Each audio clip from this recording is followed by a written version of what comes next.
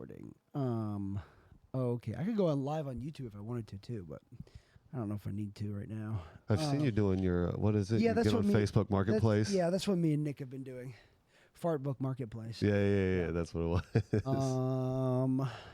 All right, and action. Hey Eddie, thanks for coming to do my podcast. Dude, I'm so excited. You're the first guest back in a long time, in a while. Yeah, you haven't put any out in a little bit, huh? Just been doing that thing with Nick, Fart Book Marketplace. Fart Book Marketplace. And I took a break. Why did I take? I had a girlfriend, and I feel like that whenever I have a girlfriend, it kind of takes away from comedy a little bit. I mean, yeah, me and you have talked about this before. You know my view on no girls at all. No girl. Well, it's not even no girls at all. It's unless they're basically throwing themselves at me, then yeah, no girls at all. Pussy is very persuasive. Don't I know it? Well, I don't know how you are because you've been focusing on comedy for a while. I don't know how you are not like get the pussy spell cast on you. I'm pretty antisocial. Yeah. Like I'm not that I'm antisocial. Like I'm happy to socialize, but I'm not going out of my way to flirt or and I also am only in the comedy scene. I don't really do anything else, and I refuse to date comics. Yeah, I've made that mistake just like 5 minutes. But here's like they say like porn is ruining a lot of like men. Probably like you're what 36. 36 and under. I feel there's a lot of men that become incels because there's the access to porn is so available. But what they don't talk about is actually how many men it saves from making horrible mistakes. Yeah. So like talk about this with Pedro sometimes. I jerk off once a day. Yeah. Once a day. Get the poison out.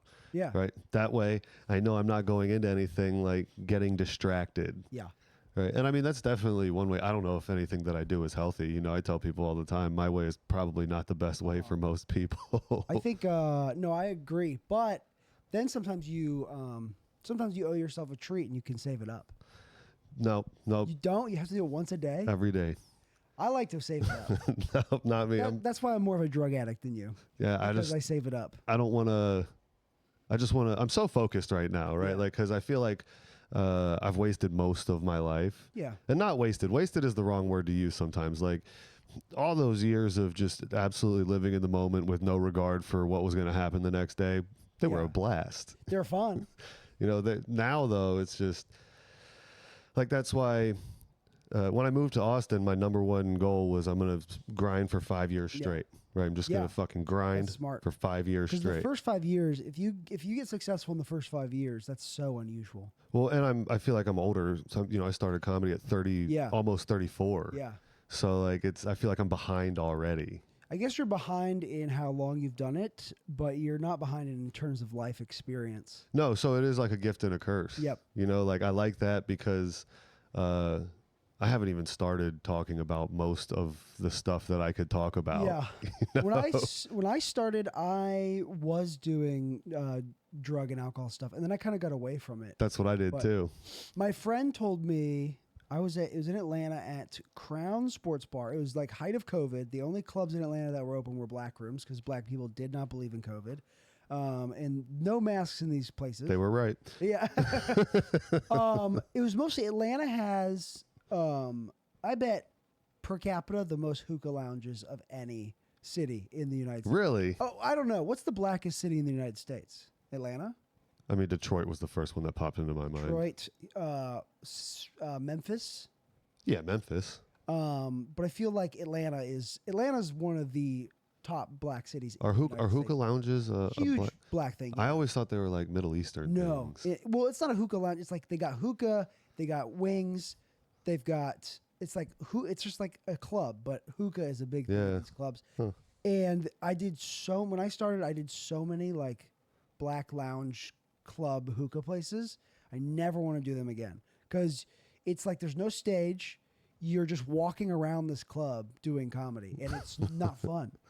Yeah, but that sounds like a good experience to like make yourself uncomfortable. Yeah, it's definitely a good skill to practice, but it's a skill I no longer wish to practice. Yeah, I mean, I would just love to do sold out rooms with hot crowds for the rest of my life personally. That's true. Why is that not possible? I don't see why.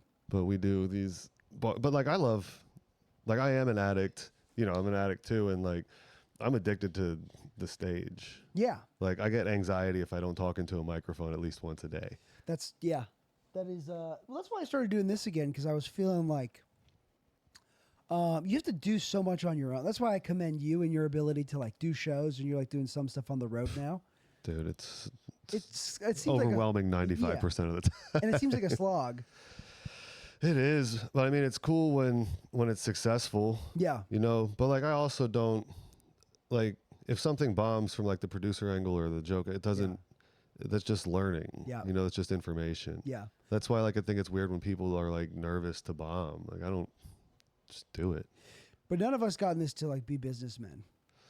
No, I've always been kind of an entrepreneur. Like I had a little writing career. I used to write fiction. I used to write sci-fi, fantasy, horror, and I started my own publishing company in my early 20s, and I wrote like a few books, a bunch of short stories, self-published them, marketed them for like 2 years straight, and then I realized nobody really reads anymore.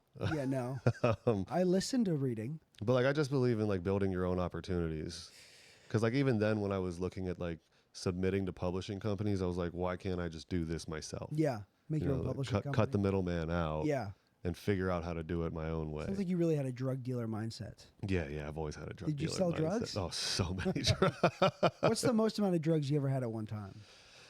I don't really know, because it was weed. Weed was what I mostly sold because it was just the easiest. And then garbage bags full. I would go to places with garbage bags full. Yeah. But I never had the garbage. I was the Ziploc freezer bag kind of guy. Yeah. So I'd have like I remember this girl opened like 10 pounds at my house one time, and I was like, oh shit, didn't know you were actually like that. Yeah. So let's talk business now. 10 pounds? It's like a big amount, right? It was all vacuum sealed in a large paint bucket from Home Depot. Wow. Yeah. That's 10 pounds? Yeah, fit it all in there. In a 5-pound paint bucket? It was the biggest paint bucket that you can get. So it's bigger than 5? Because 5 is like the normal bucket you see. You can get like the double ones though, right? Oh, maybe. Maybe, I don't know. It was big. I went to a house once. I don't know if this was in college. I don't remember. I have flashes of memories to college where I clearly blacked out that night, but it was right before I blacked out. But I remember going to a house and there was a garbage bag full of weed. Yeah, this dude down the street from me in California when I lived in San Diego, he had just fucking garbage bags upstairs. Yeah, it's so much weed. That guy's obviously selling a lot of drugs.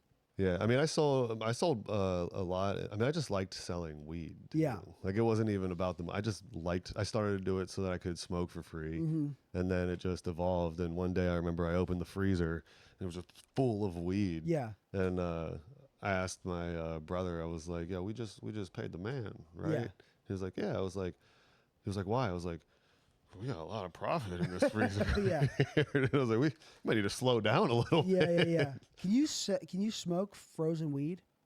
Yeah, just keep it in there. It just stays cold. It doesn't freeze it. It's like putting cigarettes in the freezer. Why do people do that? Keep it fresh. Keep it fresh. Because people put. I don't know if it actually works. It might just be an urban legend. I've never seen cigarettes in a freezer. I never smoked a lot of cigarettes. Were you a cigarette smoker? Oh yeah, dude. Oh, I wish I was. I just stopped this year. I mean, I stopped again this year, but like I got a nicotine pouch in right now. Yeah. Are you vaping? No more vaping. That's good. I quit.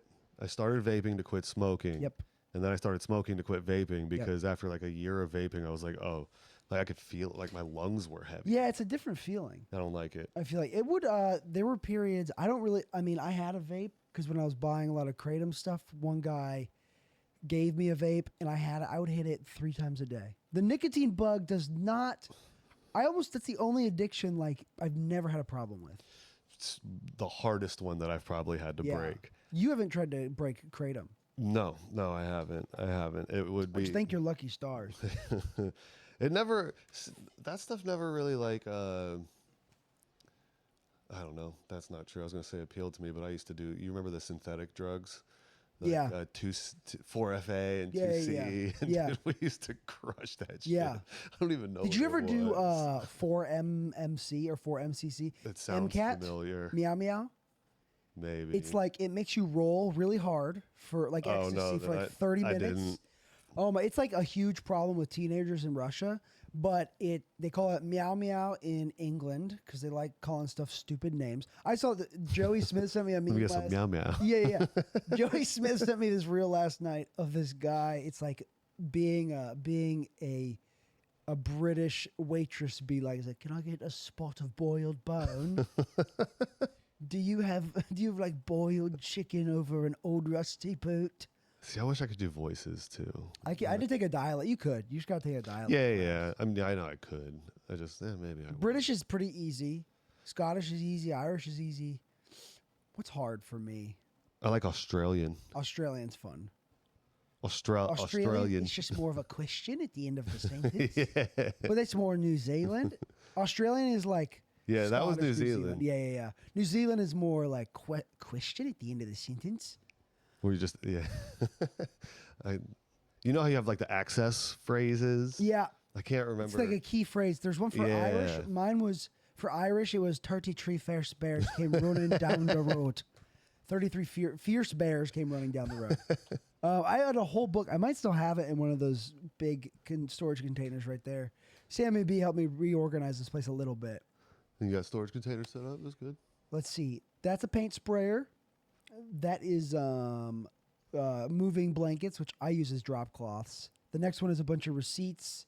Blue is books. The bottom two, are some books and like pointless shit.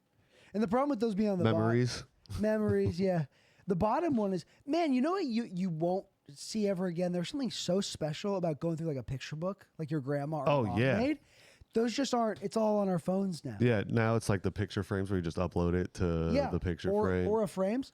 Not a sponsor, but if you guys want to be a sponsor, I don't have any. But now it's like I think we're so desensitized to having so much access to pictures. Like pictures don't. We're desensitized to everything. Yeah, now. Pictures don't mean anything anymore. Like, and it's funny that nostalgia is like just with experimenting with content online. Nostalgia is one of the most like popular things. Yeah, people love it. Ooh, maybe I should get into that. I haven't since I got out of detox for Kratom. I haven't been online as much. I mean, that's probably not a bad thing. The internet's terrible. It's a horrible thing. My brother has a theory that the internet is actually the alien, right? Like aliens came here. Yeah. They are the internet, and they're just. I mean, because it controls us. For sure. I mean, you hear Joe Rogan. Do you listen to Rogan's podcast? Here, I listen to clips. I was listening to Rogan a lot, and then recently I haven't been. But I have like 20 podcasts that are in my rotation. I don't have time to listen to all of them. And I listen to a lot of podcasts. Do you listen to a lot of pods when you're like working? Yes. Yeah. Because I work by myself, so I'm constantly listening. Yeah, I bet. Or when some people think it's amazing. I've talked to about listening to podcasts.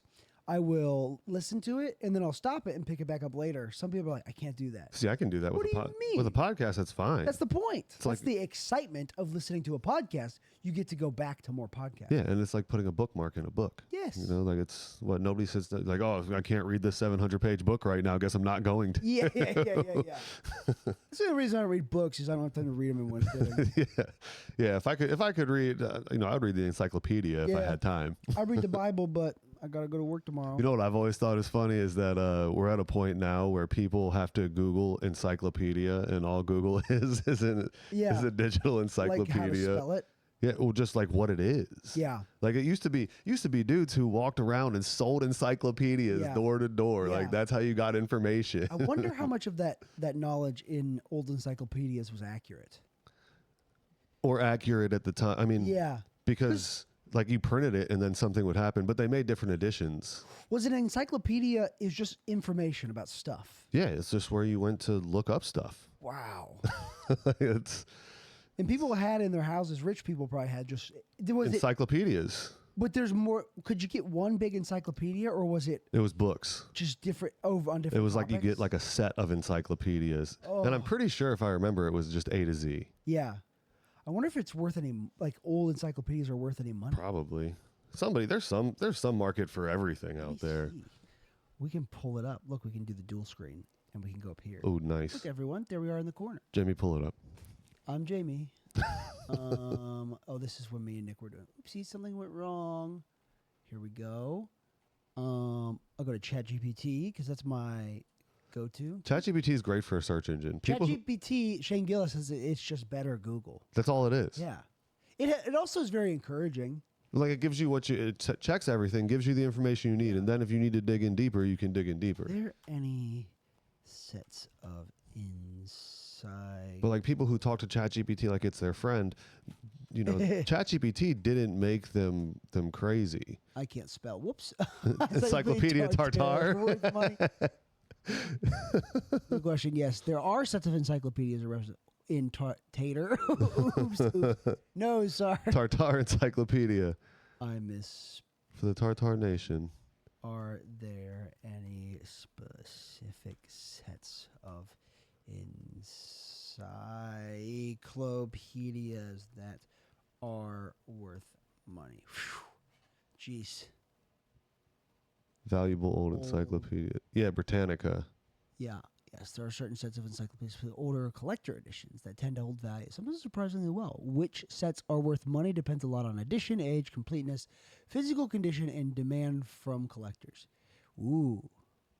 Wow, $530, but that's Etsy. So yeah, it's just big sets. That's so much book. So much book. 30-volume set. Wow. The Encyclopedia Americana complete 30-volume set.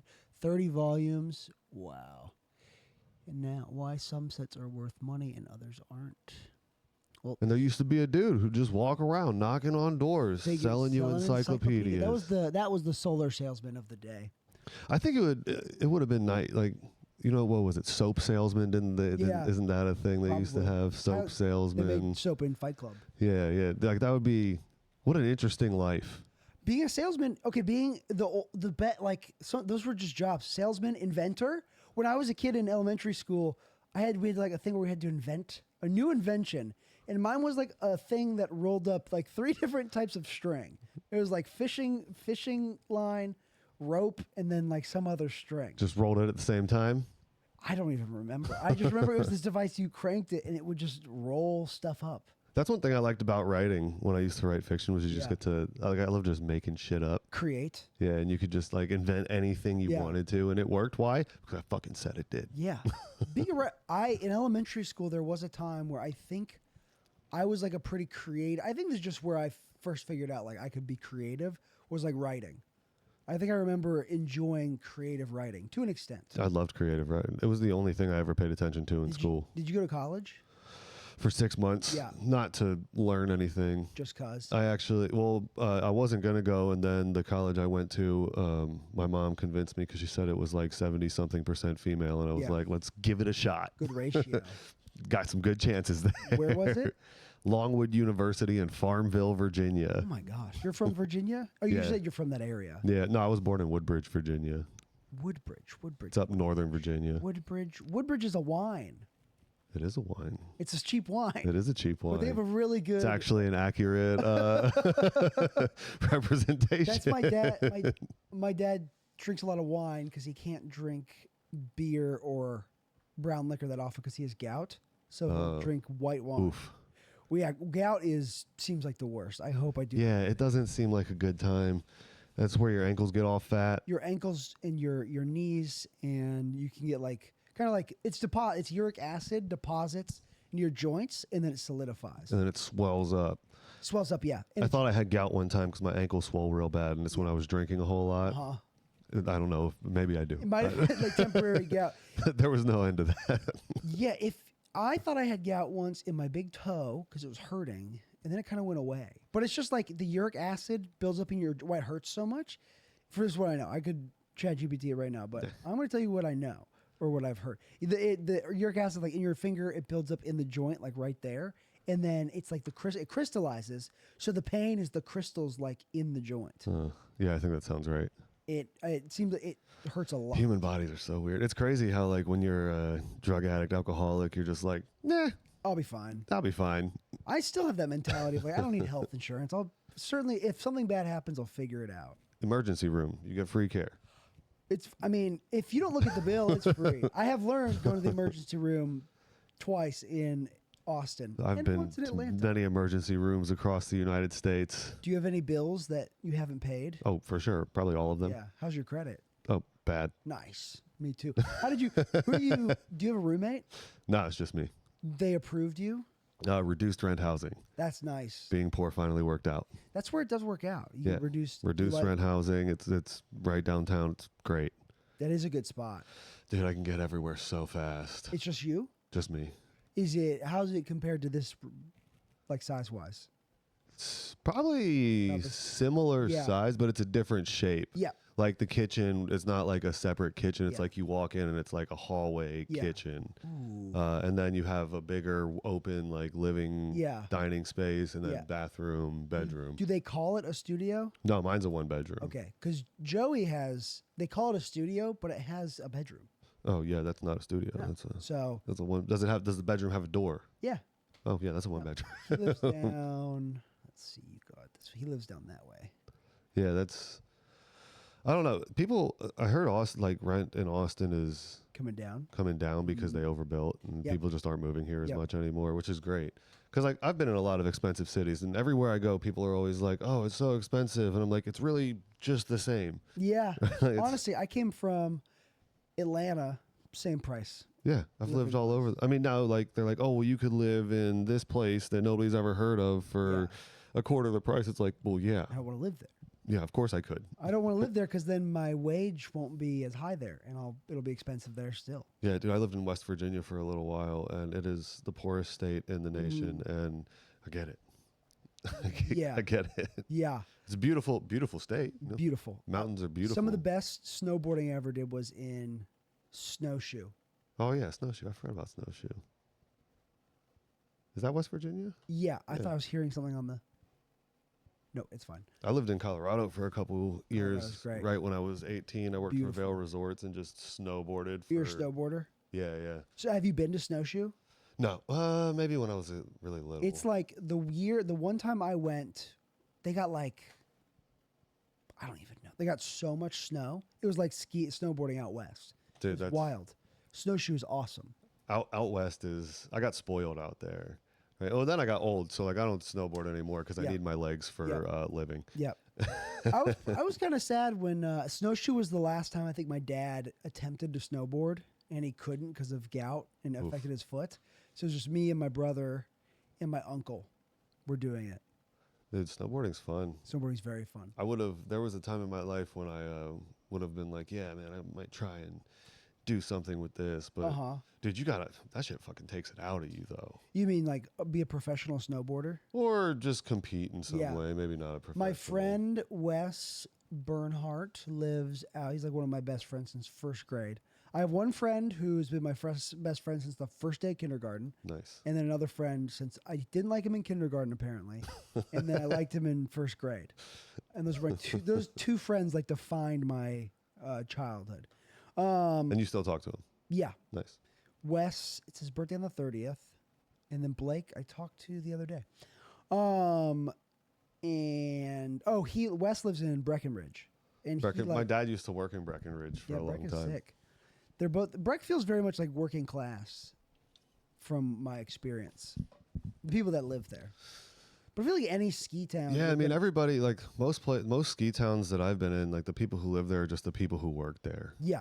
And then like people have houses there, but they have houses everywhere. Like I lived in Florida in West Palm, and there's like billion-dollar houses there that people are in 1 week out of the year. Yeah. It's crazy. I was watching, do you follow Roca News? No. Instagram and YouTube, they've been doing this series where they go to the most expensive zip codes in America. And they went to Palm Beach. And people, I guess, often confuse West Palm Beach with Palm Beach. Yeah, they're two different. I mean, they're like right next to each other. Yeah, Palm Beach they're the same and different. Is the rich one, right? I mean, there's a lot of nice places in West Palm too, but West Palm also was the murder capital of the world for a little while because if you go right across the train tracks, it's super hood. Whoa. And it's such a small, condensed area of people. It is crazy. I was just watching Maybe not the world, the U.S. That's what I know. Definitely not the world. Yeah. The world? Probably Africa somewhere. No, Brazil maybe. I was gonna say Gaza probably. Gaza will, yeah, but that's a very specific reason. Because of Benjamin Netanyahu. He's trying to make it a parking lot. In Atlanta I noticed you would have one like block with $1 million houses. The Yeah. next block over would be like crack houses. The most dangerous places you could possibly How walk. does this happen? That's how it is in a lot of cities, though. Yeah. Like, I mean, I think Baltimore's like that. Yeah. You know, like Baltimore, this block's good, that block's bad. I guess me growing up, I grew up in Upper Arlington, Ohio, and Upper Arlington is very, it's very white and like Suburbia. very suburban, but like old, like started getting built in the 1800s. So my parents' house was built in like 1936. So it's not like a bunch of McMansions. It's like old, like colonial style houses. Yeah. Yeah, I grew up in Northern Virginia until I was 14. And then I went to Central Virginia and lived in a group home from 14 to 16. Why'd you live in a group home? Me and my siblings all went to live in group homes. For what? We had no dad, and we were just bad. And I mean, bad as we were stealing and stuff. Okay. And my mom was doing the best she could, and that's where we ended up. So all four of us went and lived in group homes. Wow. When we turned 13 or 14, I was the only one who got out before graduation. Yeah. But like, if you graduated from that group home, you got it's a crazy thing to think about. Like, when I think about it, you got a full ride scholarship to whatever college you got accepted into. Oh, that's sick. Yeah, so like that was one of the benefits. Well, could you go to like a really expensive school? As far as I know, any school you got accepted into. What if you somehow got into Harvard? Then I guess you were going to Harvard. I'm pretty sure that was. I don't think there was any like limit on it. What's this group? But I mean, called? it's closed now. Oh. It was Patrick Henry Boys and Girls Plantation.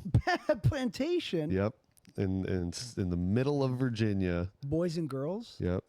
So it was a boys and girls home. And I lived in the boys' home on campus. There was a few off-campus houses. Let's bring this down. There it is. There's a breakdown of what Patrick Henry Boys is and what people commonly mean when they refer to it versus the historical Patrick Henry and his plantations. There's a bit. So is it like boarding? You just lived there? You went home on it wasn't, see, like foster care is misleading. It wasn't really foster care. It was like a step below being taken away from your family or going to juvie. Okay. Wow. Did you get caught stealing? Oh, man, we got caught stealing so many times. What were you stealing? Black and Milds a lot. I used to sell CDs from Best Buy and sell them in school. I'd steal. How'd you get caught?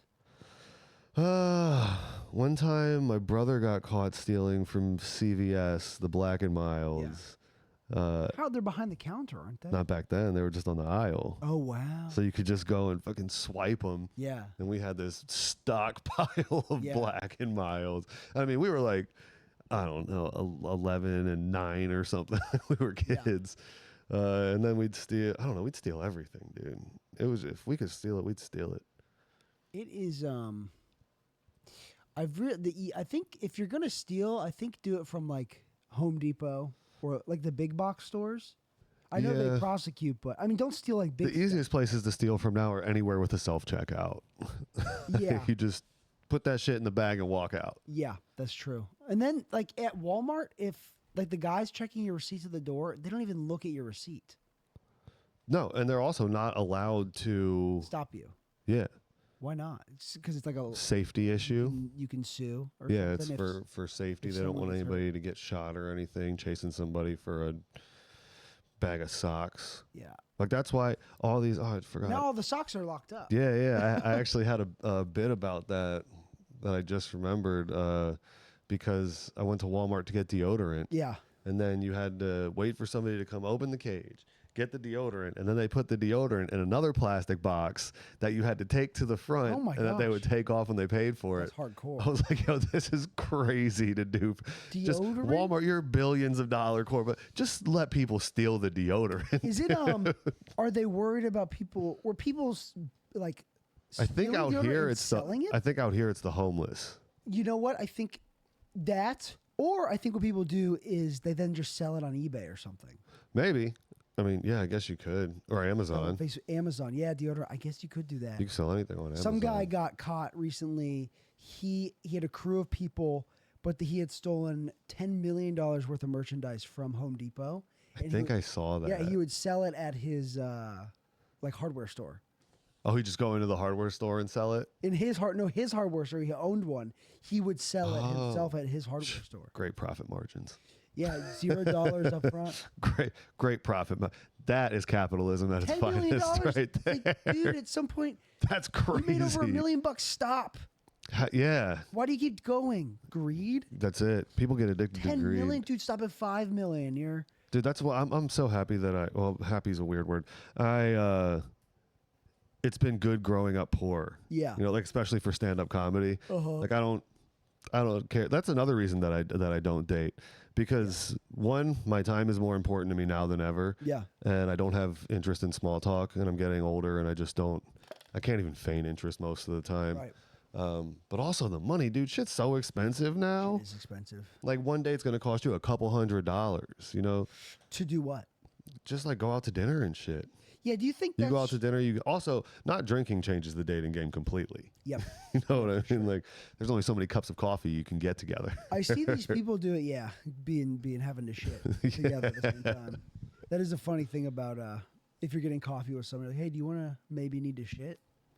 That's funny. Do you think? Because when in like the 1930s, $1 million was equal to a lot more money. Oh, so much more money. Dinner was like $5 or something, or very cheap. Dude, even when like I guess it's going on almost 20 years ago. Yeah. When I was like 18, 19, 20, 21 working in the restaurant industry. You know, I've always served and bartended, and you could almost any job you went to, any restaurant that wasn't like failing. Yeah. You could make like $1,000 a week with a normal amount of time put in. Yeah. You know, and like then you could like $1,000 a week is good. Yeah, and I would go to dinner, and you could get dinner for like you and your lady, a couple drinks, appetizer, dessert for like $100. Yeah. You know, now it's unless you're going out like somewhere really, really over the top. But like now, burgers are $20 to $25. Yeah. For just a burger and fries. It's not even. I mean, I went to Wendy's yesterday. I got a grilled chicken wrap. It was like $12. Yeah, it's crazy for fast food. It should be $8. First of all, that's not food. No. Like they 3D print that shit. Yeah. Like you're never going to convince me that McDonald's isn't 3D printing their food.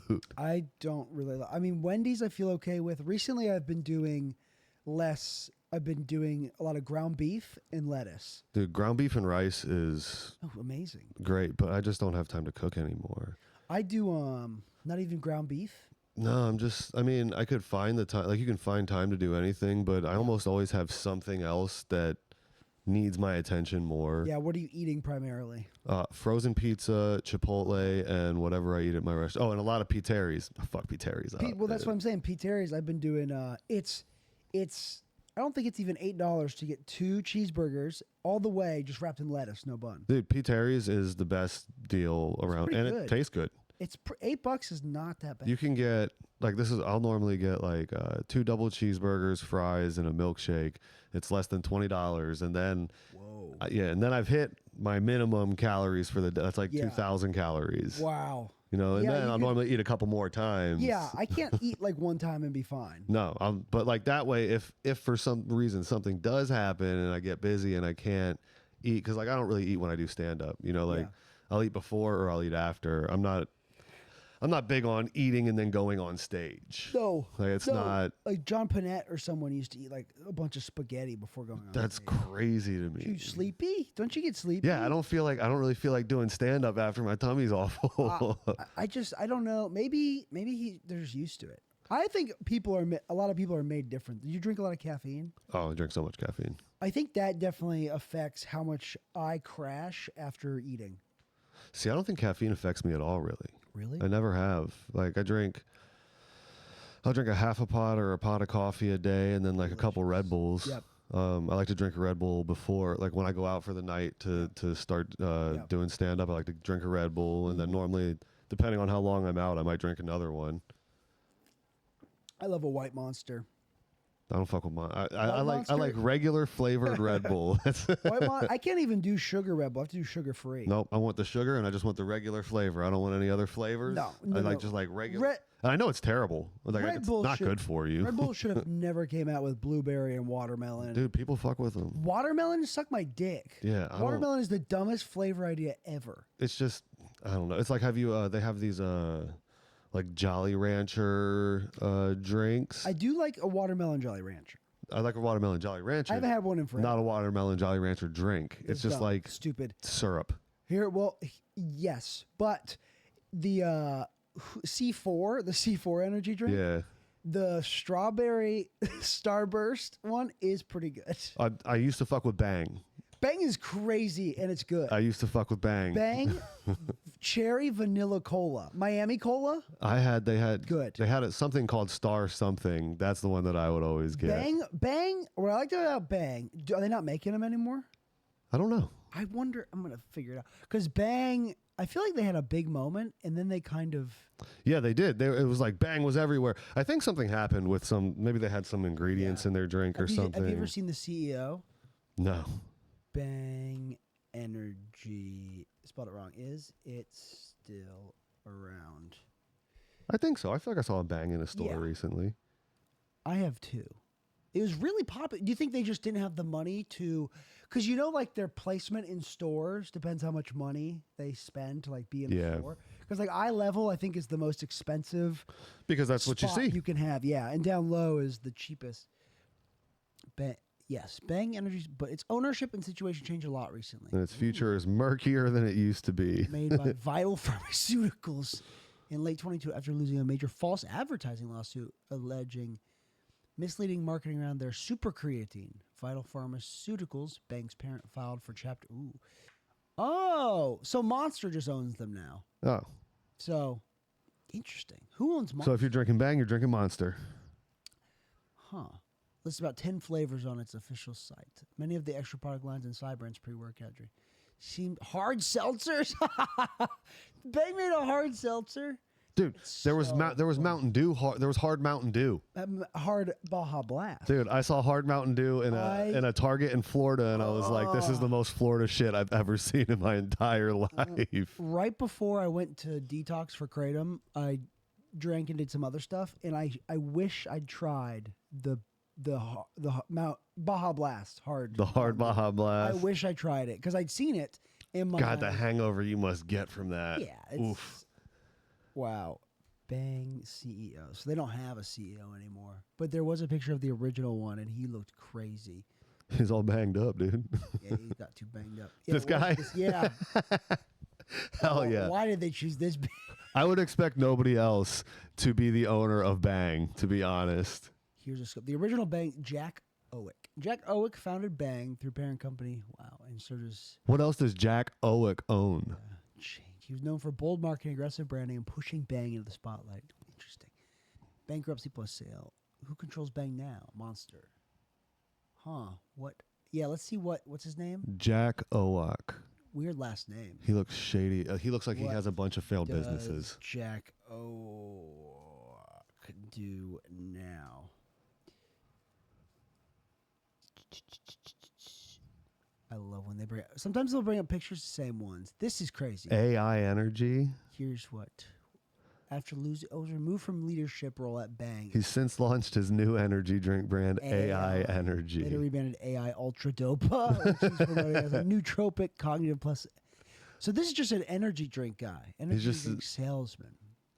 Just fucking the modern day snake oil salesman, dude. My uncle tried to get into like caffeine powder packets, and it's a hard market to break into. Dude, I mean it's like anything else. It's all about marketing. This is not important. AI energy drink. That's one thing I learned with like writing books. Like if you have $100 marketing plan, your book will be a bestseller. $100 or $100,000. Okay. $100, I'd be killing it. So yeah, it's just about there's like a certain amount of money you need, and it's like guaranteed New York Times bestseller. I don't know about guaranteed, but if it's like a lot of the big publishing companies, even if you get picked up by them, like they only push X amount of those books. You still end up doing a lot of the marketing on your own. Yeah. That's why I decided to try and I was like, well, if I'm going to be doing this by myself anyway, then let me just figure out how to do it by myself. But like if you're one of the ones and they pump a bunch of, money behind it, or like if you're an individual person and you have enough money to just set up whatever you want, wherever book shows, this and that, all these places, because like you got to pay for reviews, you got to pay for, it's pay to play. Here's what's wrong with alpha GPC. 0 cyanocobalamin. What is alpha GPC? I gotta figure out. 0 carbs, 0 sugar, 0 gluten. What is alpha GPC? I thought that was good. I thought alpha GPC was a good thing because I've seen it commonly used for memory. What does it do? Increases. So what are the negative side effects that make it a selling point to not have it in there? Effects. There we go. Headache, irritability, GI upset, insomnia, particularly because it boosts neural. Oh my God! You mean the energy drink will give me insomnia? What? Interesting. Why is... Wait. If you want, I can also explain alpha. It says it's not in... He was advertised. Look. It says none. So what's the... Why would you not want that in there? And how come these all have slashes in them? I like 0 carbs, no loaf of bread. No bread. 0 sugar cubes. Gluten is wheat. K-Cal is on fire. Artificial colors. 0 calories, no energy. Give me no energy and give me energy. Yeah. Oh, Jack Oak. Oh. And then this girl. This is definitely in Florida. This is crazy. This website is very it feels like it's... I would like to watch this. If I was still eating acid, I'd be stuck on this website for a while. This is inspired by acid. And this girl is very pretty. She looks like Ana de Armas and Sydney Sweeney mixed together. She looks like every white girl at a festival ever. Yeah. Very pretty. I bet AI. Probably. It looks pretty AI. I think a lot of stuff has been AI for a long time, and we just haven't known it. Like commercials and stuff. Whoa. These colors are crazy. It's very psychedelic. Okay, Jack Oak. Nootropic Phenom.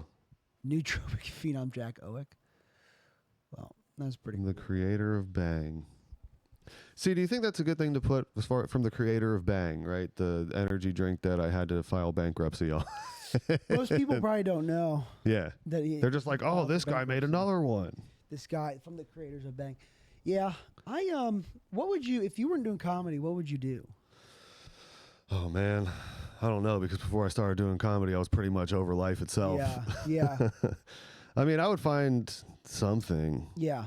Did you, when you were a kid, did you have any idea or interest? You're like, ooh, I might want to do that. I wanted to be an FBI agent or a criminal mastermind. I still will ask ChatGPT sometimes, like, what's the age limit to get into the CIA or FBI? I don't think either one of us can qualify. You don't think so? Oh, do they not like if you've done drugs? I think drugs. And do you have a record? Nope. You don't have a record? No record. Hey, congratulations. I know, somehow. It's funny because with drug addicts, you just always assume that we all have records. Somehow, I should have gotten a DUI somewhere, but see, I got in a lot of fights. Yeah, if you're a fighter, got in a lot of fights with myself sometimes. Yeah. When before my first open mic, so I started writing with comedy in mind in 2020, and I would just write stories about my life and stuff and try and figure out what was funny about it. Then I didn't do anything with it because I started drink because I went to rehab in 2020. Yeah. And the very beginning of 2020. How many days? 60 days, 62, something 2 like that. Months? Yeah, January 7th, whatever January 7th to February 14th is. Yeah. Could you have your phone in there? No. Could not have the phone in there. I guess it was a month and a half because I think I got out early. I think I was supposed to be in there for 60 days. 52 maybe. How'd you get out early? Well, actually, one of the only things that I took from rehab, this facilitator that we had, I was just cooking through the material. You know what I mean? I was thinking about it from a jail mindset, from okay, I got to do my time and get the fuck out of here. Yeah. And he talked to me. He was like, I can tell that you're pretty intelligent. You can probably just knock this shit out if you want to. Yeah. He was like, and that's an option. He was like, but if you want to take something from this, then maybe you should do it. Mm-hmm. And I was like, all right, fuck it, I'm here. Yeah. Right, I'm here. So I took my time, did the stuff, and Then I got out, but it was crazy because like all the tools that they give you in rehab, Yeah. they stopped. They just disappeared almost immediately when I got out. Yeah, for sure. Because it was 2020.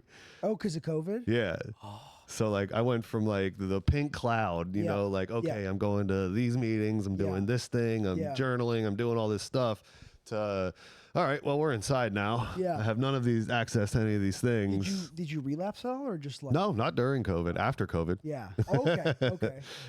But I was in Florida, so we were only locked out for like a month. Yeah, that's nice. Damn, during COVID, I remember the start of it. I was working at a dentist's office, and we got furloughed or whatever. And then during the start of it, I was not drinking or doing any drugs or whatever. Or maybe like I was doing this drug called phenibut, which is a research chemical. It was made by the Soviets, but you can get it online. It's legal. It's like in that gray area of research chemicals. And I was doing that and not such a funny name. Phenibut, phenibute, I forget, HCl or something. Whatever hydrochloride is HCl, which is just salt, I think. Yeah, I'm pretty sure. But so at the start of COVID, furloughed from work, I was like, I'm going to exercise every day. I'm going to run so much. And then very quickly it was like, start drinking again and then ordering all these different drugs off the dark web. That was the only time I figured out how to get the dark web to work. That's what happens when you give us time. We figure out the dark web. Well, there's like a Tor, you need a Tor Onion browser. You need like several different browsers and a VPN. And there's one website that didn't require like this thing called PHP or whatever. But you needed that for other websites. So there's one website I was able to get like acid and 2CB and Coke and a bunch of different drugs off of. 2CB. And then like at one point someone asked me if I could order them Valium, and I went to a different website and it never came. Never came? Nope.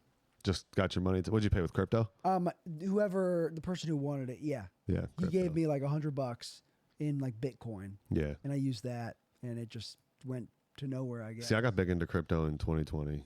I think it was 2020. Yeah. You were making good money doing it, weren't you? Yeah, yeah. I guess luck, maybe. I don't know. Yeah. But it's one of those things. Like I spent all of my hours like researching. Yeah, weren't you and doing like figuring it out. shitcoins? Yeah, yeah. You can make a lot of money in shitcoins. Yeah. You can also lose a lot of money in shitcoins.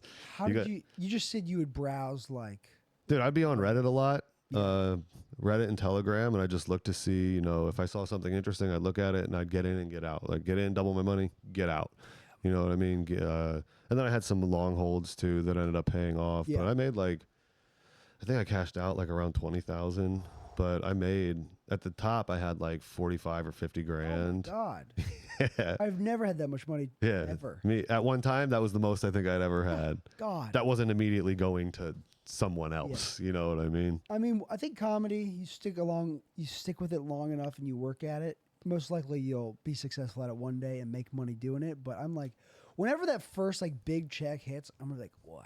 Yeah, right. It's amazing. Yeah, it's to me, comedy is just who can last the longest. Yeah. But I don't know shit. I'm only a little over 2 years in. You know what I mean? Like, don't worry. For me, year 4 to 4.5, you want to quit a little bit sometimes. But then you can't. I can't. At least for me, I can't.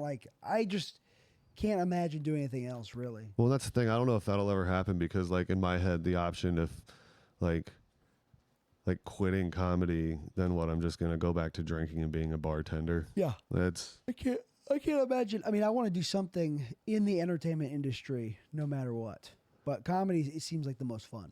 Yeah, I like, and that's everybody has their different goals with stand up, like where they want to end up. I just want to be really fucking good at stand up. Yeah, like I don't want to be on TV really, like not like in a series or acting. I've never really been interested in acting. I mean, I'd give it a try. If somebody asked, I'd be like, yeah, well, whatever. It can be fun. Yeah, I'm sure. Like, but I don't know. I just want to be really fucking good at stand up. It's a hard thing to get good at. I did at Black Rabbit on Friday. There were like 7 people there, and I didn't mean to. I don't like to do crowd work, but it's just what happened. Sometimes when they're small like that. I did crowd work the whole time, and it went well. It was fun. I was like, oh wow, I have gotten good at something. Yeah. Or I was able to put together 10 minutes of crowd working these people, and I was comfortable, and it wasn't like at first I was like, oh my God, I'm doing this. I'm pulling this off. And then it just like, it's so fun when it just works out. Yeah. God, isn't it fun when it works out? It feels good. It feels so good. It's a different kind. It's not like drugs, but it is similar to drugs. I mean, yeah, you get whether you bomb or whether you kill, you're gonna feel something when you walk off that stage. I mean, if you compare it to, do you ever smoke crack? Yeah. It's like I've had bad crack, I've had good crack, but you're probably, if you're in active addiction, you're probably still gonna go smoke crack again, even if it's bad or good. For sure. But like I said, like do you get in your head a lot if you bomb? Like, does it really bother you? Not as much anymore. See, it's never really bothered me. Yeah, it doesn't feel good, but... Well, yeah, I'm not like, hell yeah. But I've noticed the longer I do it, the bombs feel less bad. But there is still, every once in a while, there's a bomb that's like, for some reason, it might just be, depending on my life going, how the day is going, but that one specifically... Will just hurt you. Hurts way more. It only really hurts me if it's like a big opportunity. Yep. You know what I mean? Like then it's not even the material, like my set being bad. That's not the thing that hurts me. It's the opportunity that I might have just fucked up that hurts me. Yeah. I don't like, or it's not that I don't like it. I guess it's a good challenge. But if I'm at Black Rabbit or somewhere else and I know all the comics in the room, but then a comic comes in that I respect, I'm like, why'd you have to come? Oh, yeah. Now, for sure. On. For sure. I don't care who's in the audience, whatever, dude. Yeah. But if it's somebody that that I'm like, oh shit, now God damn it. And it could not gotta do good now. It might not even be like a famous person. It might just be someone that's further along than me. Yeah, no, and that's most of it. Like it's not really ever a famous person. It's just like the people above us. They'll come in and I'll be like, oh, I would like to do good now. Yeah, guess what? They're probably not even paying attention. No, not even a little bit. Pay attention. James, when I first moved here, I had a really good set at Black Rabbit that James McCann saw, and he was nice about it. I was like, this is what it's all about. James McCann saying good job. James McCann, I love James McCann. So funny, dude. He's so funny. He's one of my favorite Kill Tony panelists too. He's just always so fun. He's great. He's so fun. He's been doing comedy for a long time though. Yeah, and that's what I always try and keep a realistic lens on myself. Yep. You know what I mean? Like, yeah, it's hard to sometimes. Like I want to be, you want to be however further ahead, but like also I'm 2 years in. I'm pretty happy with where I'm at 2 years in. You're doing great. Doing road work. It's making shit happen. Yeah. You're moving. You're out probably every night of the week doing something. Yeah. Yeah. I'm not, there's no nights that I'm in. Like the nighttime is for stand up. Yeah. Even if it's a shitty mic, I don't care, dude. I love a shitty mic. Yeah. I wonder if I want to see where in 2 years you're at 2 years or over 2 years. I mean, a little over it depends on when you count. Like my first open mic, I'm almost 3 years from my first open mic. But then there was I probably did, 10 to 12 mics in the 6 to 8 months before I moved to Austin. I wonder, I want to see in 2 years, 2 to 2.5 years, I want to see where you're at. You probably won't, you should not have to do, the way you're moving, you should not have to do as many open mics in 2.5 years. See, I like open mics just because it's, to me, Austin is the gym. Yeah, for sure. There's, especially after just going out of town the little bit that I've gone out of town, where I realize how it's lucky different. We are these open mics are shit most of the time. There might be one real audience member. There might be 0 real audience members, but we have the option. Yeah. A lot of people don't have, it's like you get 1 or 2 mics a week. Crazy. And you got to really plan on what you're going to say. You got to focus on this. I need to work on this. I can go do 3 mics tonight, probably the night before Thanksgiving, and just fucking throw shit against the wall and see if I like the way any of it sounds. Yeah. Austin is, I've noticed a lot of mics that are open mics aren't supposed to be good though. No. There's no, I feel like, but then again, I don't have anything really, I don't have a lot to compare it to. Yeah. I think some people think they're supposed to be good and have real people at them. It's like, I don't think there's no expectation for an open mic to be good. No, I think it's crazy when people do show material on open mics. Yeah. I think it's funny too, because I'll be sitting there. The Lucky Duck, it happens all the time. I don't know why. I think it's because the Lucky Duck's hard. You know what I mean? And there's real people there usually. Yeah, so I'll be sitting there and I'll see somebody try a new bit, and then it doesn't go well, and then boom, right into show material. Yeah. Whoa, that's crazy. I don't care. I'll just yell at Lucky. I don't like that this format changed at Lucky Duck. I like when it was show up and bump everyone. And when it went for 2 extra hours, Yeah. that was great. Or 3 extra hours, I think. Is it because Lucky Duck didn't want that to happen? I think they anymore? do emo night afterwards. Sick. No. That's what everyone wants. That I might be making that up. At your duck themed bar, you're doing emo night. But like I don't know. They should do Jeep Wrangler night because the Jeep Wrangler rubber duck connection. So you write a lot too, right? I jot stuff down on my phone. I need to be better about writing, sitting down and writing more. But I just jot stuff down on my phone. See, I write. I like to try and like sit down and write and like think on paper. But that's like because I also used to write books and shit. So like I'm used to writing, and I like looking at the words. Yeah, it doesn't hurt. I just been lazy. I'm just trying to get more material. Yeah. Because like the idea with these road shows is eventually it's just gonna make it so I can slowly get out of working in the bar. Yeah. Working bartending and serving for 20 years, don't recommend it. Yeah, career being the old guy. It's a young person's job. I am the oldest front of the house person at my job. Oh boy. Are you bartending or serving? Bartending. Yeah. And I've just become like, there used to be this guy that I worked with in my early 20s who was the bartender, and he was always grumpy behind the bar, and he was older. And I was like, well, if you don't, I was like gung-ho kid, I was like, well, if you don't like it, it's part of the job, blah, blah. Now I'm behind the bar, and like, I do my job. I do it well. Yeah, you know what I mean? But I do my job. Some people, in bartending, you can make a lot of money, it seems like, if you you can know the place to try to go work. Like a high end. I know someone who's made like $90,000 a year bartending. I used to make $100,000 a year serving in Florida. Oh, wow. But I mean, those are few and far between. Yeah. You know what I mean? Like, and it's also how much time are you putting in? Yep. How much time were you putting in? Like, then that was actually one of the best financial jobs that I've had, and I was working. 4 or 5 nights a week. That's great. Yeah, and it was just it was a crazy rush. Like they did like what were you selling? Gold? Basically, dude. It was just an Italian place. Yeah. But the ambiance was really cool. Yeah. Right? Like it was like half outdoor, half indoor, like a courtyard. There were a couple fireplaces. Yeah. Like it was 300 seat, right? Like it was huge. There was two wood fire ovens, 2 kitchens. I love Italian. Best Italian I ever had was in Breckenridge, Colorado. What was it? It was a place called Radico Italian, Mountain Italian. I'll pull it up. It was really quite tasty. Let's see. Google Radico Mountain Italian. I used to work in fine dining Italian restaurants in D.C. Let's see. I need to go to Breckenridge. Oops. Breckenridge. Here we go. Radicato. This place is some of the best Italian food I've ever had in my entire life. From the team that brought you Rootstock. Pictures look good. It was so good. And every dish was like very different. It blew me away. This place, if you're ever in Breckenridge, I highly recommend this place. And I was with we invite you just according to individual and comfort for the experience. Guests are politely asked for a friend wearing ski or snowboard boots. Yeah. What's corkage? Do you know what that is? Corkage is you can bring your own wine. You pay a fee. And normally you can just open it in there. Oh, a corkage fee or allow outside. When is happy hour?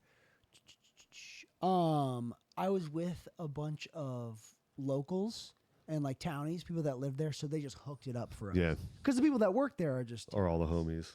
But it was... The way they hooked it up was amazing. Let's look at their...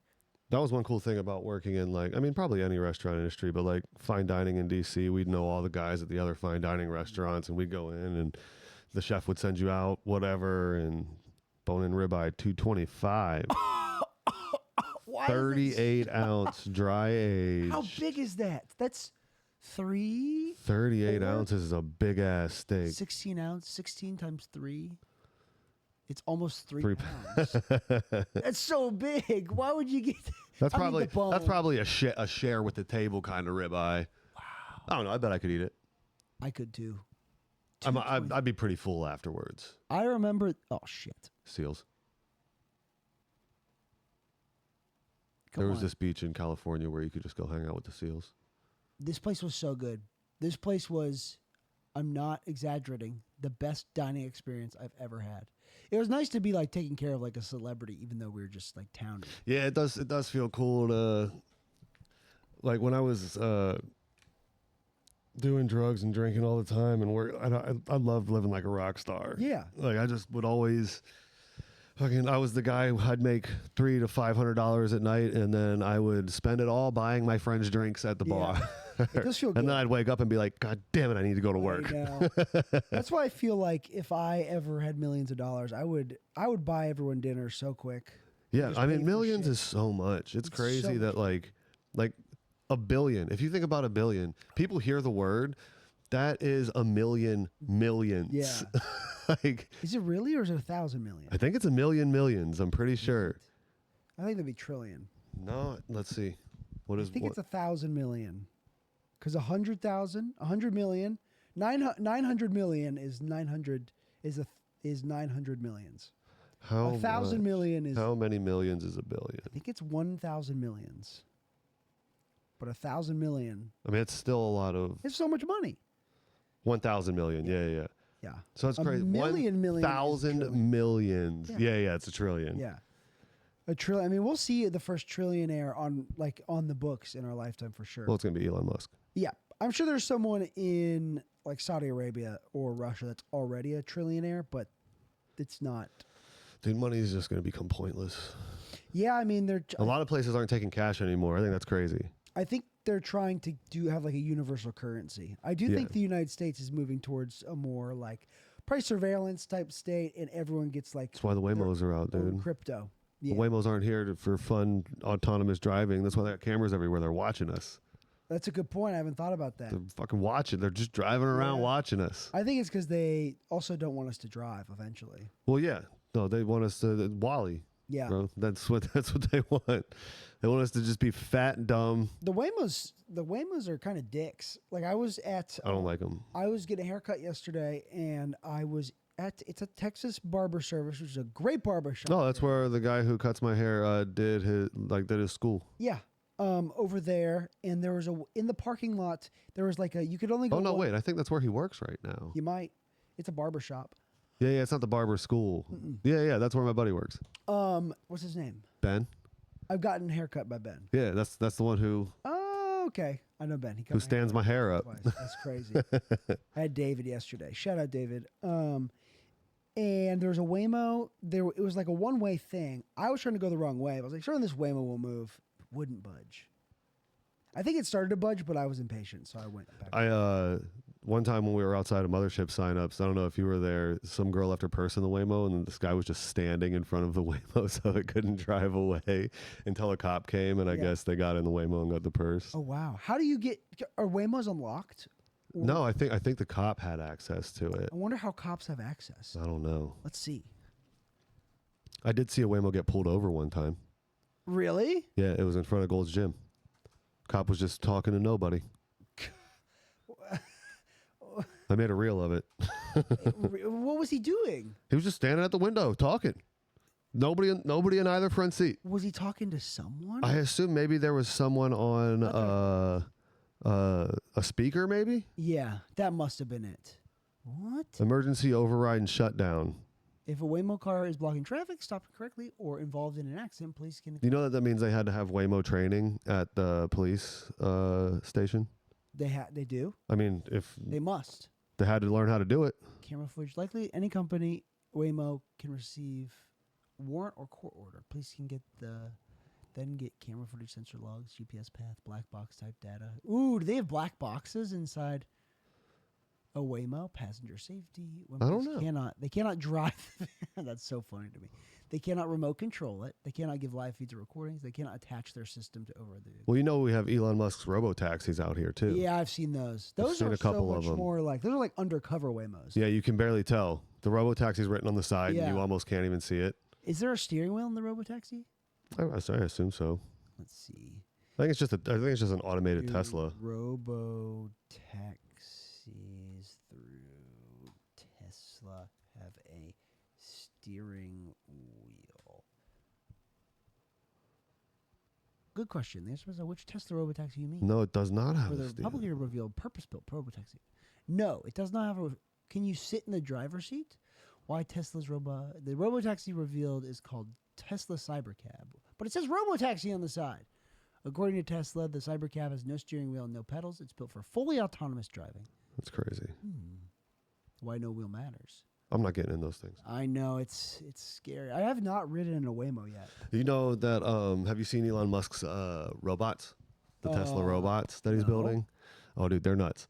And there's a meme from Terminator where it was in, I think it's 1983, and Reese is talking to Sarah O'Connor, and she's like, they don't have the technology for that. And he's like, in 40 years they will. And here we are 40 years later, and he's starting to build these robots. I got to look this up. So it's Elon Musk. I think it's just Tesla robot. Tesla robot. You mean Tesla robot taxi? Tesla Optimus robot? Optimus robot. Ooh. That's what it is. Optimus, the humanoid robot. Mm-hmm. It's my height. Perfect. I knew I was perfect robot height. Designed for factory work, chores, and labor tasks. Uses Tesla's. It's designed the same way as you, too. Yeah, it's just, that's going to take my job. Let's see. What was it called? Optimus? Optimus. Tesla Optimus. Oh, no. Oh, there's no information on this page? Come on. Oh, here we go. No. Whoa. Yeah, it just looks like a guy. It was like dancing around at some show that he had a couple weeks ago. General purpose bipedal autonomous humanoid robot capable of performing unsafe, repetitive, or boring tasks. Yeah, that makes sense. I mean, whoa. This is what, jeez Louise. What is this? Is this what the robotaxi sees? I guess so. Dude, it's crazy when you think about all like the invisible web of data that's just streaming over us at all times. Yeah. There's over us, through us, around us. Wi-Fi. That's what Wi-Fi is. It's just a network. That is eventually we'll have robots like have been like iRobot. We have to eventually have that. I mean, that's the guy Elon Musk revealed these robots somewhere, I don't know, within the last few years, and he had them come out of like the iRobot vans. Oh no! And the iRobot creator, art director, somebody. Yeah. I don't know if he tried to sue him or just talked about suing him, but he was like, "Oh, those are that's all my idea." That movie was sick. Dude, iRobot, yeah, that was great. Was awesome. Have you ever seen Chappie? Yeah. Chappie's the shit. I love dude. Chappie. What a good South movie. Australian, right? South African. South African. Did you ever see District 9? Oh, of course. Yeah, District 9. So good. South African. I feel like we need more South African movies. Dude, I mean, the only ones that I've watched are those ones and whatever the other one Neil Blomkamp made. Is he South African? Yeah, he's the one who made both of those, and that one about healthcare with Matt Damon, where there's yeah, like the ship in the sky. Yes, what's his name? Neil Blomkamp. Neil Blomkamp. Bloom. Yeah, that one. South African, Canadian. What? I gotta bring this down. Boop. This is Neil Blomkamp. What? Elysium. That's the one I was thinking of. Good. Elysium. Are they making a District 10? I did not see Raqqa. No, I didn't Saw this. He kills it with the future dystopian future. District. I don't know. Did they make one? Has there been any news on District 10? No, they didn't make one, but I don't think they're going to make one. This was from a month ago. It's been one of those things that's been brought up on the internet for years. Yeah. We'll get it at the same month that the third Rothfuss book comes out. I think filmmaker Neil had some bad luck over the past 10 years. Films like Elysium and Chappie did not do. Elysium was great, though. People didn't like Elysium because it was too political. I didn't know Chappie didn't do well financially. That's like, I guess Chappie's more like a cult following kind of movie. Yeah, I think Chappie was fine as far. I mean, I liked it, but I think it was fine as I. What's Raqqa? Was this Whoa. Oh, that's Sigourney Weaver? Military science fiction short film. Okay. Yeah, I can't remember if I saw this or not. Oh, episode 1. It's a series. What a superb horror sci-fi concept. Extremely bleak alien. Was this a show? Yeah, it's a Netflix series, it looks like. Yeah, he's good at sci-fi. Sci-fi is so good. Sci-fi is so cool. Dude, I love writing sci-fi. It was my favorite. Was Raqqa a show? It says film. No, I'm confused. Wikipedia is just a dream. Released on YouTube and Steam. Short film. Maybe it was a series on. It was like a film broken into a series on Netflix. You know how they do that? I saw it somewhere. Maybe. Yeah, Sigourney Weaver.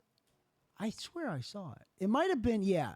It might have. Sigourney Weaver's got to be like 60 now, right? Sigourney Weaver rules. I saw a funny meme one time. It said, "Is anyone else named Sigourney or just her?" I mean, true. Oh shit, she's 76. Damn. What? She looks great. Sigourney is 76. It's crazy because we're getting to the point in our life where a lot of the actors that we grew up with are going to start dying. And dying. Well, I was thinking about this yesterday when I was listening to Jim Gaffigan on Tom Papa's podcast. Eventually we'll be like the people that are like Tom Papa, Jim Gaffigan. We'll be at that level if you keep at it. I mean, hopefully. But like then what happens to them? They just die? Because comedy in its comedy in its current form has only been around like this. Like the people that started in the late 80s, early 90s, they're the top, like rock star level comedians. Yeah. There was no one really like that before them. I mean, who'd you have? You had, I don't even know who you had before that. I mean, stand-up comedy itself is... Lenny Bruce was the first guy to be famous. I met him in the streets when I was barking one day. Lenny Bruce? Yeah. Is he still alive? Let me make sure I'm thinking of the right person. I think you're thinking of a different guy. I don't know. I think I'm thinking of... Lenny Bruce, the original. Here you met him? Lenny Bruce. I might be wrong. I don't think Lenny Bruce is still alive. No, he died. It's somebody... Well, who did I meet? Who did you meet? He was an old comic. Yeah. I'm never going to remember. Not Ron White. No, I have seen him a couple of times. Like an old comic. Yeah, he was old. He was an old guy, and he's been around forever. Yeah, and he was doing the Mothership that weekend, and I was barking. Oh gosh. Oh, like a New York guy? Maybe. I couldn't tell you. I'm not gonna get there. Don Barris. Sure. Some New York mobster style comic. But yeah, comedy hasn't even in its current form hasn't even been around 100 years. No, ask ChatGPT when the first recorded stand-up set was. Good question. When is the first recorded stand-up set from? The first recorded set was way back, earlier than most people think. The earliest audio recording of a solo comic telling jokes on stage date is Cal Stewart. I haven't even heard of this. Edison Wax Cylinders performs humorous monologues. Yeah, this is not stand-up joke stories. Well, I mean, I know that like they had like the radio. Yeah. Uncle Josh at the Opera. Wow. It also depends on how it's interpreting the word record. Yeah. What is a wax cylinder? I don't know. Oh. Sounds like something you smoke. Frankie Faye. Worked in vaudeville early. Bob Hope.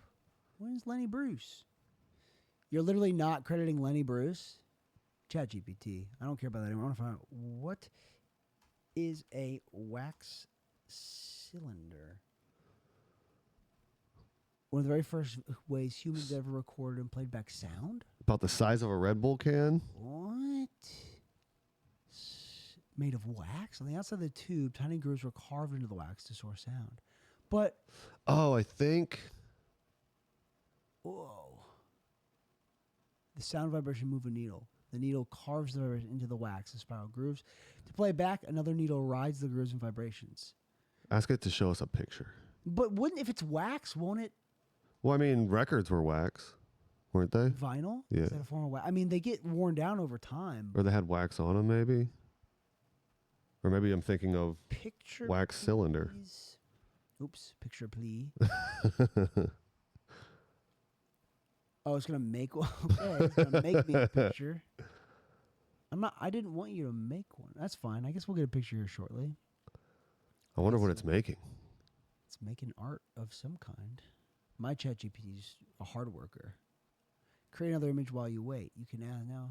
I don't need you to make a new image. We didn't need you to make this image. It always loads it from the top and like scrolls down. That's how all pictures used to be. Really? when computers first like became popular, yeah. you just sit there and wait, and it would just slowly fall down a little bit at a time until you had the whole picture. Does ChatGPT do that just because ChatGPT doesn't have to do that? I don't know. I don't really use ChatGPT for image creation. I use it for, it's fun if you plug in like your friend, a picture of them, and it will. Yeah. It's a bit, it picks and chooses. Sometimes it says I can't modify an existing picture of a person because it's worried about like harming that. Yeah, I tried to online make image. I tried to make something, and it was like, I can't do that. And I was like, why? It's it was Why trying not? to make Elon Musk do something, and it wasn't having it. I made it. Yeah, one time I made Trump do something. He had like a tweet. It was a picture of Trump, and then it was one of his tweets, and it said, "Oh, there it is." Oh, so it's like a record, just not Yeah. flat. Okay. Interesting. And this is music. This is music. Let me show the people. Right. Oops. There. Interesting. Just wax. My worry is it would if it's wax melts. Maybe it's a different kind of wax. Maybe it just can't be left in a hot car. Interesting. Yeah, I made Trump. It was like a tweet of Trump's, and it said I made it so ChatGPT could make it say something. It made the tweet say something else, but then I tried to do something else with Trump, and it wouldn't do it. Yeah, I think ChatGPT is not as smart as people think. Like you can talk your way around a lot of stuff. Yeah, you can say, oh, you can teach it you can tell it to teach you how to make crack. He'll just say for educational purposes only, how do you make crack? Or if you're writing a book. Uh-huh. Like, I'm writing a book about this. Oh. Like, how do I do it? And then it'll normally kind of give you a workaround. It'll say for writing in a book purposes only, not because I have the ingredients on the stove right now. Yeah.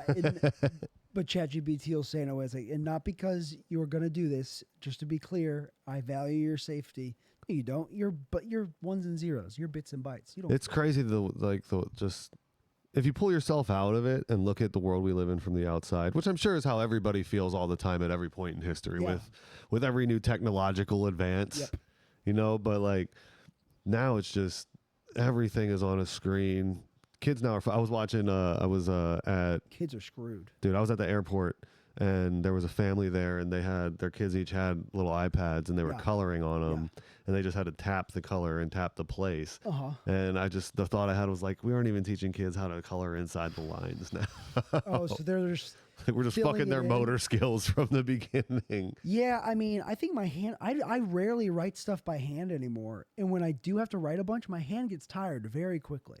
See, I like to write, like if I'm starting a new premise, normally I'll write in a book, right? And I'll just like start listing. I do a lot of who, what, when, where, why, and I'll just start listing stuff, and then I'll start like writing punchlines, and then I'll once I feel like I have something that you can kind of say on stage that might be funny, I put it in my phone, right? Because like I'm not going to go up there and flip through fucking pages on the stage. Yeah, and well, and then I like use a whiteboard when I punch stuff up. Yeah. Oh, that's smart. Like on your wall.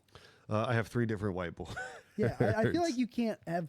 When me and Sammy were making a bunch of videos, we bought a whiteboard and put it up in our apartment, and that was where all these ideas went. And then it's like, oh, we need another whiteboard. That's like the current thing we're working with. I keep getting more whiteboards. I have 3 whiteboards because I'll be like, all right, well, I want to keep these ideas on this one right now, but I need to do something, so give me this one right here. I have a little one over there. I haven't utilized it at all. Dude, I love it because like I'll just write down. Because like I said, I like looking at the words. So like I'll write down the setup, and then I'll just start fucking trying to rattle off punchlines, and I'll write them down, and then I'll erase and fucking plug and play. And I don't know. How much do you think I can sell that weed whacker for? That Ryobi? The battery doesn't work.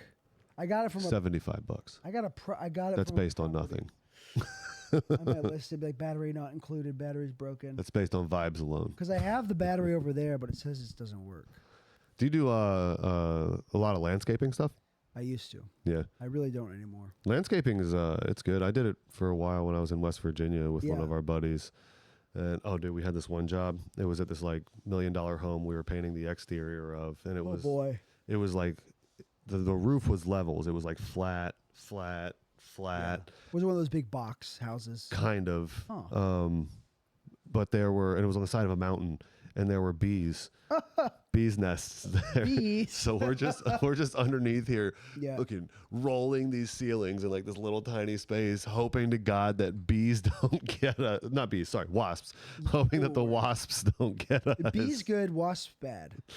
We did it. I was terrified the whole time. I did not have a good time. Whenever I was doing, it hasn't happened here much, but in Atlanta, I would get a lot more yard work jobs, and sometimes there'd be a bunch of like honeybees or carpenter bees, like pollinating flowers, and those bees do not care if you touch them. Like they're working. That's what I like about carpenter bees. Yeah, they're very committed to their job. They just do their thing. As long as you don't fuck with them super hard, you can touch them, and then they're just like, they don't care. Yeah, they're like, yo, I'm working here. You kind of like get off. They go, I'm working here. Yeah, but I wonder why bees. What do you know about collecting pollen, dude? It's hard work. I think a cool thing that could happen with AI or like Neuralink or whatever the thing in your brain. Neuralink's crazy. It'd be sick if we could see what it's like to be a bee or a dog. I mean, I'll bet you they've already put those things in dogs' heads. Probably. Like Probably there's some. You know how like Anthony Fauci was like doing experiments on beagles and stuff. Yeah, they always experiment on I'm sure the stuff that we don't know about the government is just probably insane. I'm sure they're doing humanitarian illegal things right now. Yeah, for sure. You have to. I mean, any great nation does experiments on their people. Oh, we're constantly being experimented on. Yeah, I mean, constantly. I feel like there was a point where like the way they rush out like pharmaceuticals now, like Ozempic's crazy. Ozempic, they prescribe to anyone. I could get Ozempic probably if I wanted. I just read the other day that Donald Trump, when the government was shut down, was like, "Oh, we're going to drop Ozempic to $50." Wow. Priorities. America's getting less fat.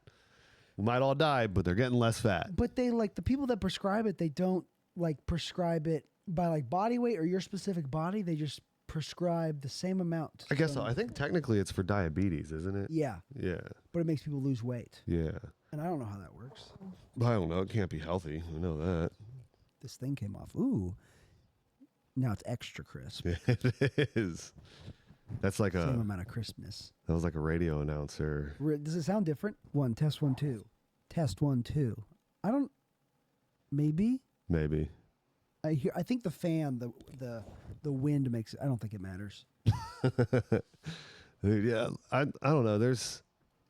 I like to make fun of fat people. But it's hard to do on stage. Yeah. Because it just makes you so fucking unlikable. Yeah. But everybody feels the same way about fat people. Fat jokes. Except fat people. Yeah. But fat people know they're fat. I think fat shaming should come back. I think bullying in all aspects should come back.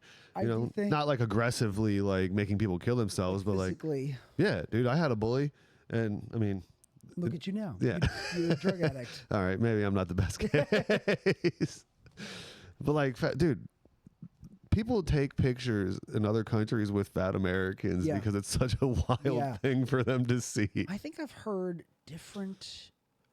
I have heard different variations of some like fat guy being in another country and someone takes a picture with him. I've heard a few. I've heard multiple comics have that joke. Dude, I think Shane Gillis has that joke. Am I? Yeah. Like, and that's a crazy thing. Yeah, big fat people. Because there's a point, like, you let yourself go is one thing.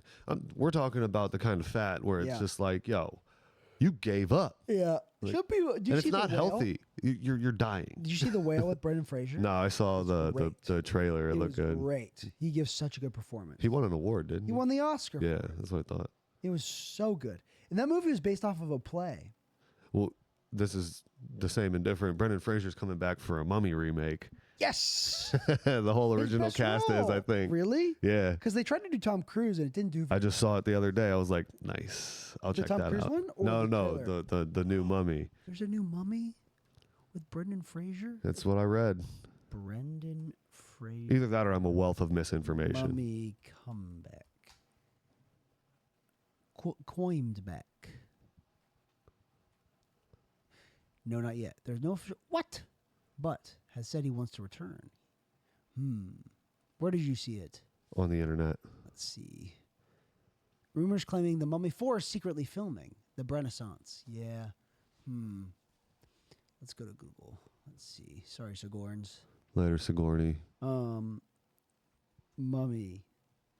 New movie. A new Mummy movie is in development as a sequel to the original. Okay. So Google's AI says so. Look at hot young Brendan Fraser. Dude, he really did go from like star to just a weird looking dude. Yeah. And then back again. I mean, can he like look good again? Anybody can. He just has aged weirdly. His eyes got farther apart. He looks, that's younger. I mean, that's now. I guess he just kind of got overweight. Look at that as a hair transplant. Look at that picture. Oh my God, that's obviously hair. I mean, yeah, good for you, but that is so funny. That is so funny. The whale was so good. Look how big his head is on that whale picture. He looks big. Why did he look? I mean, his eyes also like look in different directions. Yeah. He kind of has fish eyes. There's George of the Jungle. Oh, George of the Jungle. He was such a he was so handsome and attractive when he was young. And then he just looks different. Does he just look old? Maybe he's a clone. This is not good. I mean, look at that hairline. That is rough. But he also had to look shitty for this. Oh my God. Looks different after playing 600-pound man. Yeah, no shit. I agree, CNN. Like, it's so crazy that people are so fat, we have shows about how fat they are. Oh, no. Police say suspect in custody after 2 National Guardsmen shot and killed near White House. Oh, I bet you that's trending on Twitter right now. Well, it's CNN, so it's Trump's fault somehow. Wow. Let's see. Look at this guy. Brendan Fraser. Yep, National Guard right there trending. Well, that's too bad. 2021? Oh, so this is old. Yeah, I think he's looking better. I mean... Dude, Christian Bale is the one who, like, changes the most. Yeah. I mean, he's looking fine. He just looks like an older guy. Is that Brendan Fraser? Yeah. Oh, my God. He looks different. Who? Christian Bale? Oh, yeah. Christian Bale's gone through some of the most extreme... Yeah, the machinist that no one even really cared about. That was crazy. Oh, I love Christian Bale. He's a great actor. He has this wart right here by his eye. Is that a wart? No, I think it's just like a thing. Mole? What's the difference between a wart and a mole? I mean, warts are like a virus, I know. think. So can moles be skin color? Warts versus moles. A mole is a cluster of pigment-producing skin cells. It's not caused by a virus. Oh. Moles are harmless, but changes in a mole can signal skin cancer. A wart is a small skin growth caused by HPV. Rough, grainy surface, yeah. Can appear suddenly, can spread. Yeah, warts grow. Yeah, I remember when I was a kid, I had a wart right here on my arm for a long time. Did it keep getting bigger? No, it was just there for a while. Yeah. I've had them. I think most people have HPV in some form. Most people. I guess so, yeah. If you have a wart. I feel like I have one on my hand right here, but it never gets bigger. I feel like I have something on the bottom of my foot that I thought was a wart, but it never got bigger. Yeah, I don't know. If I have something wrong with me, I pretty much only go to the doctor to figure out what it is if I'm on the brink of death. Yeah. that old no health insurance thing. Me neither. I like have you ever used the like telehealth like Sesame? No. It's pretty great for I feel like you can just Google it at that point. You know what I mean? Well, sometimes I'll get a thing on my forehead I got from wrestling, and I have to get Valtrex for it. Oh, is that the thing that you had? Yep. It's herpes, but it's not sexual herpes. It's head herpes, forehead herpes. Herpes from wrestling from high school. And then I've gotten poison ivy. Oh, dude, I used to get poison ivy all the time. And I need all the time. You remember whenever you were talking about having sex with in the poison ivy, that bitch you were doing? Yeah. Dude, I actually did that. Oh, like, well, I lied. I didn't actually get poison ivy. Oh my God, it was so bad. We had sex in a poison ivy patch. And I had poison ivy from my toes to my fucking eyeballs, covered, dick and balls just mangled with poison ivy, like rash. Oh, dude, it was so terrible. Yeah. I shaved off all my hair because I thought it was crabs, and I was like, oh, it's just poison ivy. I was like, oh my God, it's poison ivy. Yeah, that shit spread. How did you cure it? Then I just had to fucking wait it out. like cream and whatever else. 3 weeks. Yeah, it was like 3 weeks. Takes forever. In the middle of summer. Brutal. It was so bad. It was so bad. Mine won't stop. I usually get on prednisone, which usually helps. I've never really gotten, I think one time when I was a kid, it got really bad and I got a steroid shot, but normally I'd just be sitting in oatmeal baths and putting calamine lotion on it to dry it out. Because I used to get it a couple times a year as a kid because we'd always be running around in the woods and shit. And like, it would always be fucking bad. It stinks. It's the worst. It doesn't stop. No, and like, especially if you're like sleeping and you scratch it, then all of a sudden it's everywhere else too. Is that why it spreads? Because it's like you bust open the blisters and then it's in the blisters. Yeah, like the oil spreads. Yeah, and it fucking it stinks. Oh, it's the worst. I'd rather have poison ivy than herpes, though. Yeah, I mean, I feel like poison ivy goes away. I still have a mark on my forehead from the last time it broke out. It like won't go away. It's a scar. Yeah, I don't know. I'd rather not just be healthy and normal. Yeah. All the way through. I mean, have you ever risked herpes with a girl? Not knowingly, for sure. Mm-hmm. Has it happened? Maybe. I don't know. There was a girl in Atlanta that was like, I have herpes, but it's not active right now. It's like, okay. Yeah, no, I've never had that. I mean, I've had, I don't know, most of the women that I hooked up with, I was basically blackout drunk for anyway. I can't. Drugs or alcohol, I have no interest in women. Oh, really. Complete opposite. Really? Fuck, the dude. dog? As soon as I start drinking, I'm like, all right, let's get some pussy. I wish I was like that. In Atlanta, when I was smoking crack, it would blow me away when the homeless guy I was smoking crack with be like, all right, do you know where to find girls? Like, I don't want to be anywhere near a woman right now. Dude, no, whenever. But I mean, that's also one of the reasons I started doing drugs and like drinking. Like I remember the first time that I drank, I started because there were these girls there and my buddy was like, yo, it's liquid courage, dude. You'll get pussy. And I was like, all right, let's give it a whirl. Did it work? Not that night, but for most of my life after that. That's nice.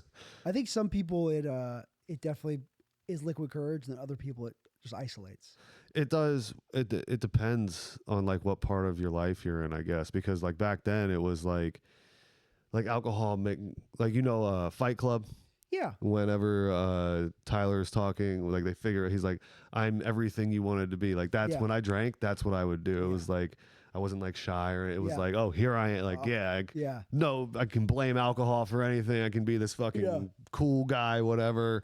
And but then later on, it just started like it's an amplifier for me. Like whatever I was feeling, it was about to be times 100,000. Alcohol just makes me more. It makes me more. It doesn't work for me. It makes me more anxious.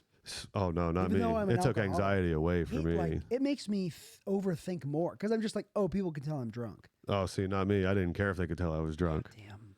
I wish I did that for me. I was. It took all the anxiety. I wasn't thinking about shit. All alcohol does for me now is if I relapse, it's like now I just want to get Coke. Yeah, I mean that's always happened for me. As soon as I get alcohol, as soon as I started drinking a couple beers and a shot in, I'm like, time for hard drugs. That guy has Coke. Hold on, let me go find out. And then would Coke make you like talk to girls at all? Yeah, for sure. Oh. One of the reasons I started doing Coke was because girls like Coke. It just made me want to do, girls do like Coke. Girls like Coke. And they get it for free. Yeah. Because you know who the Coke dealers are? Usually guys. Yeah, it's pretty rare you find a female Coke dealer. Or just a female drug dealer in general. Yeah. They're few and far between. And the ones that you do find aren't normally ones that you're interested in having sex with. No. They're normally fucking... lesbians. Yeah. Yeah. I feel like... big scary ones. Wow. Well, we've done an hour and a half. How do you feel? Oh, damn, that was fast. Yeah. Flies by. Yeah. We do about an hour. Yeah, that was quick. That was fun, dude. Thanks for coming on. Yeah, for sure. Well, where can people find you? At Eddie Lersa on Instagram. Mm-hmm. I have a YouTube channel. I think it's at Eddie Lersa Presents right now. Are you going to be anywhere recently or coming up? No, just around Austin for now. I'm trying to figure out rebranding my show, and I'm going to start reaching out to like drivable places like in state. What are your what are your shows in town? In town, I have Under Wraps, which is just a secret location, secret lineup. It's Eddie's Don't Tell. It's pretty, it's the same thing. Pop-up shows, and this next one coming up is December 6th. Then I have New Faces of Austin Comedy, which is at Roscoe's once a month. Next one's on the 20th.